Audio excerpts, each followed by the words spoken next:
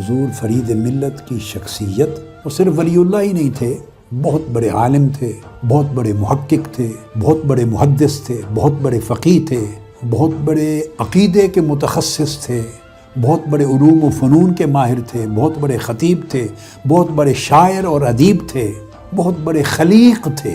یعنی شخصیت کے اتنے گوشے تھے اور اتنی جہات تھی کہ جس کا انسان کم ہی تصور کر سکتا ہے۔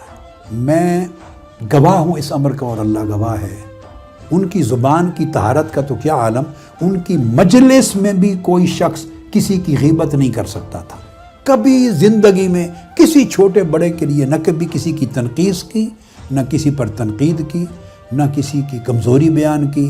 15 سے 20 گھرانوں تک جو محتاج حاجت مند تھے، ان کے گھروں کا خرچہ ان کے ہاتھ سے جاتا، اور میں راتوں کے اندھیروں میں خود جا کے دروازے کھٹکھٹا کے ان کو پہنچا آتا تھا۔ یہ جود و سخا کا عالم تھا، کسی شے سے غرض نہیں تھی، فوکس میری تربیت تھی۔ جو کوئی پوچھتا فرماتے میں تو صرف طاہر کی تعلیم کے لیے آیا ہوں، اس کی تربیت۔ ہر انسان کے ساتھ شفقت، کمزور کے ساتھ شفقت، انسان دوستی بے پناہ، ہر ایک کے ساتھ ہمدردی، معاونت، رہنمائی، خیر خواہی۔